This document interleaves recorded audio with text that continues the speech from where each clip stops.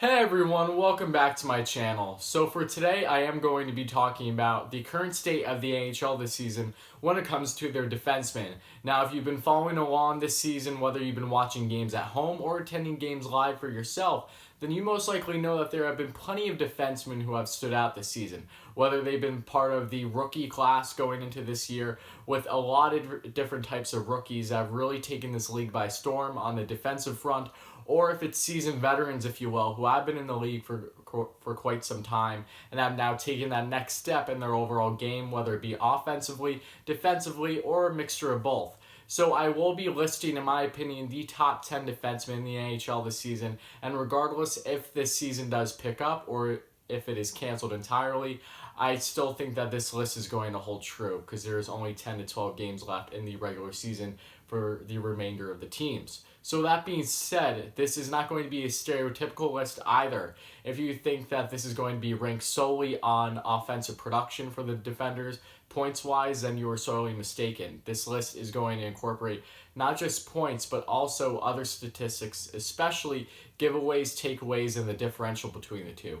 I view that as a valued stat, and while it can be misconstrued at times with defenders who may be having negative differential with a lot more giveaways and takeaways, that can all go in part to the type of defenseman that they are, if they are, say, more offensively minded and are having some of the highest ice time in all of the NHL per night.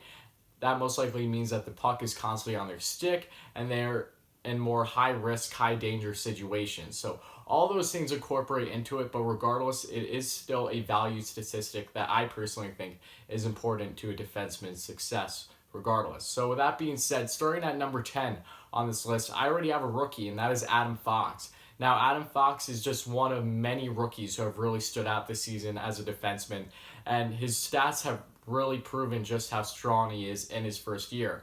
Fox has 8 goals, 34 assists for 42 points, has a plus-minus of plus 22, which is significant given the fact that the Rangers are one of the bottom feeders in the league this season when it comes to overall team defense. His giveaways is 61 and his takeaways is 57 for a differential of -4.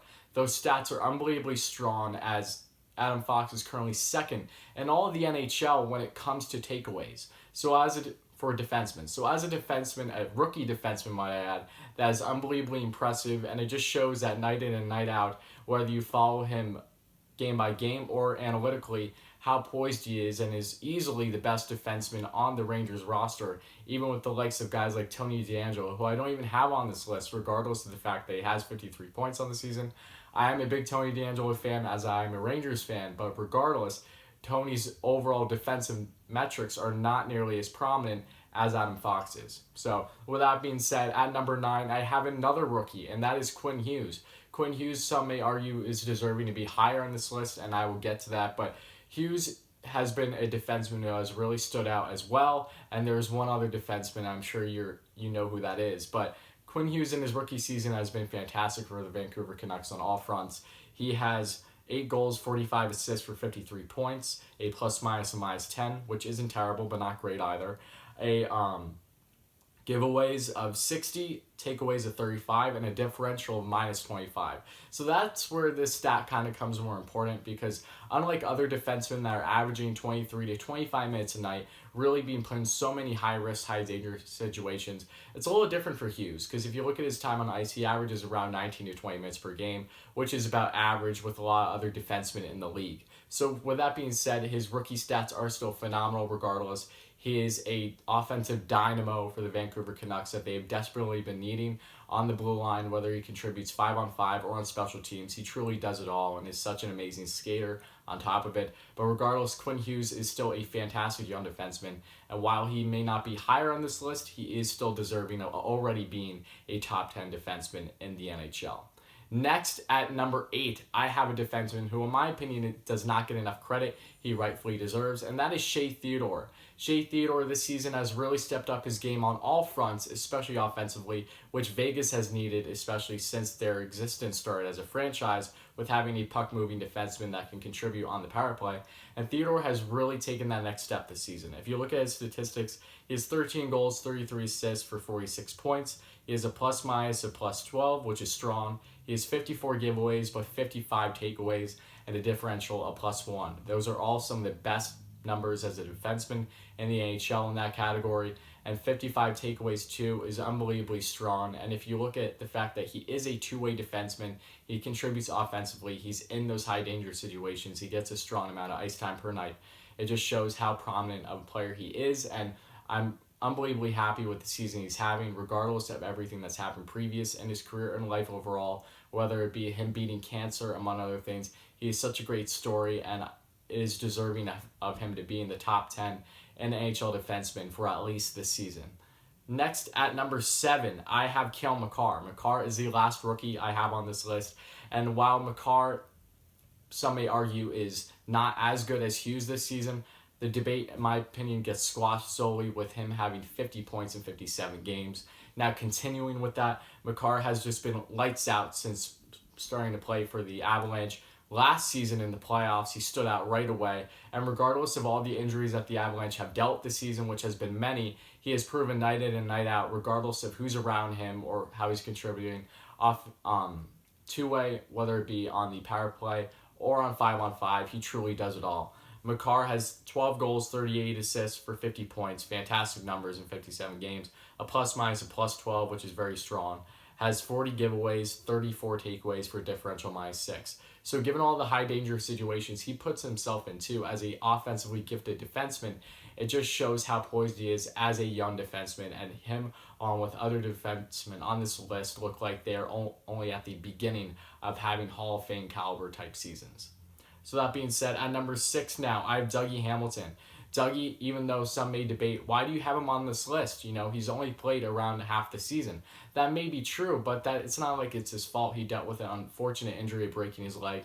And with that being said, Hamilton was on a Norris caliber type season pace up until his injury. He's another defenseman who has been in the league for a little bit now, still very young, and regardless of him bouncing around with a couple of teams already in the NHL, whether it be due to locker room issues, among other things, Hamilton is another defenseman who has taken that next step in his overall game. Going into his statistics, he has 14 goals, 26 assists for 40 points, which is amazing given the pace he was on up until his injury. He has a plus-minus of +30, so regardless if you view that stat as watered down or not, it is still prominent. He has 40 giveaways and 22 takeaways for a differential -18. So while that isn't great, you can also give him the benefit of doubt that he does contribute offensively a lot. A lot of those giveaways go hand in hand with him being on the point on the power play, among other things. So overall, Dougie Hamilton is a fantastic young defenseman who does not get enough credit I believe he deserves, and I think that all goes in part with him bouncing around as much as he has in his young career. Next at number 5, I have Alex Pietrangelo. Sorry, lost my voice for a second. Pietrangelo, coming off of a Stanley Cup winning season with the St. Louis Blues, the captain has picked up the pace once again, and regardless what happens to him at the end of the season, given the fact that he is an unrestricted free agent and he will be a hot commodity come free agency, Pietrangelo is showing just how fantastic of a two-way defenseman he is and has been throughout his career. Pietrangelo has 16 goals, 36 assists for 52 points. He has a plus-minus of +11, which is very strong. He has 45 giveaways, 43 takeaways for a differential -2. So Pietrangelo, another unbelievably impressive defenseman on all fronts, and is a crucial part of the St. Louis Blues' success if they want to especially have another deep playoff run, assuming the season picks up again. Next, at number 4, I have Roman Josi. Josi is one that many can debate is the best defenseman in the NHL, and they aren't far off either, but there are a couple defensemen that I have above him, rightfully so. Josi is still a fantastic defenseman, not just as the leader of the Nashville Predators as their captain, but as their overall best player, and I really don't think it's close. Josi has 16 goals, 49 assists for 65 points, has plus-minus +22, which is really strong, but he has 68 giveaways, 34 takeaways for a differential of -34. So that isn't great. I understand that he averages around 25 minutes a night. He takes on a heavy workload as the Predators rely on him so much night in and night out. But regardless, those are still numbers that could be better, and there are defensemen above him that I think just edge him out. I don't think it's a significant gap, but with that being said, this has been a fantastic year for a lot of defensemen, and Josi maybe another season would be viewed as the top defenseman, but I don't think this season. So next, at number 3, I have John Carlson. Carlson is one where probably a lot of people are going to disagree with me on why isn't he higher, and I'm going to break down why. But Carlson was obviously on a Norris caliber pace throughout the entire season, especially the first half, breaking records with the amount of points he had in games in the first half, especially playing fantastic as always for the Washington Capitals and proving just how much he's worth his contract. So he has 15 goals, 60 assists for 75 points, has a plus 12, has 80 giveaways and 42 takeaways for a differential of minus 38. So another situation where the puck is constantly on his stick. He's a two-way, but especially offensive-minded defenseman on the power play especially. So those things are bound to happen with that and the ice time. It's very understanding. The point pace that he has been on is remarkable, and he may very well go down as the Norris Trophy winner at this season's end, given the fact that they normally do favor points over anything else for defensemen. So with that being said, at number 2, I have Victor Hedman. Hedman is another guy who maybe some would debate me on, but in my opinion, since he first came in the league, Victor Hedman has been arguably the best defenseman in all the NHL. And here's why. He has 11 goals, 44 assists this season for 55 points. He has a plus-minus of plus 27 that, regardless of the fact that the Tampa Bay Lightning are as stacked as they are offensively, that's still impressive. He has 40 giveaways, but 47 takeaways. And that's a differential of plus 7. That is the second best differential in all of the league for a defenseman when it comes to that category. He's right up there in takeaways as well. And it just shows the difference because he takes on that workload every single night. And while he may not be as flashy or maybe not as fast of a skater as some of these other offensively gifted defensemen, his all-around game makes up for it. And whether you put him on the power play, penalty kill, 5-on-5, he truly does it all. And I think that's what separates him from some of the rest on this list, because of the fact that he just night in and night out, you know what to expect from him. And with versus without him in the lineup is unbelievably significant for the Tampa Bay Lightning. So in my opinion, Hedman does not get enough credit he deserves for the size he is, especially. He's such a fantastic defenseman on all fronts, and his defensive stats prove it. And at number 1, probably the most surprising guy many would think that I have at this point is Jacob Slavin for the Carolina Hurricanes. Now you're wondering, why do you have Jacob Slavin as the best defenseman in the league this season? He's not even remotely close to having John Carlson type numbers when it comes to offensive production. While that may be true, others will say otherwise, and here's why.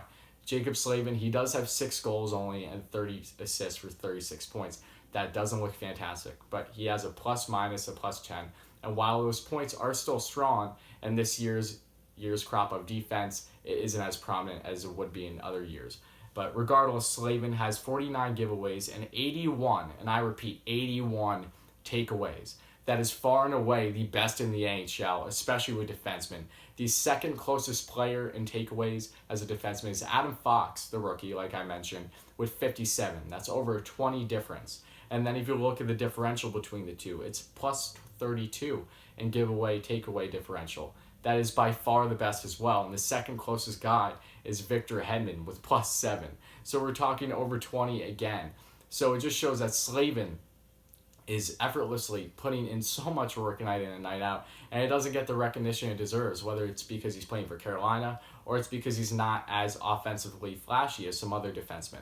And he gets the ice time on a nightly basis, and he has picked up a heavier workload when Dougie Hamilton sustained his injury earlier in the season as well. So Slavin is undoubtedly, in my mind, the best defenseman in the NHL. The fact that he's so good man-to-man with getting the puck, he is so reliable on the line, especially whether he's pinching, back-checking, forechecking, on the boards, whatever it may be, he contributes and then some. Slavin is, in my opinion, such a fantastic young defenseman, does not get enough recognition, and is only one of many defensemen on that Carolina Hurricanes blue line that has really played above expectations of many.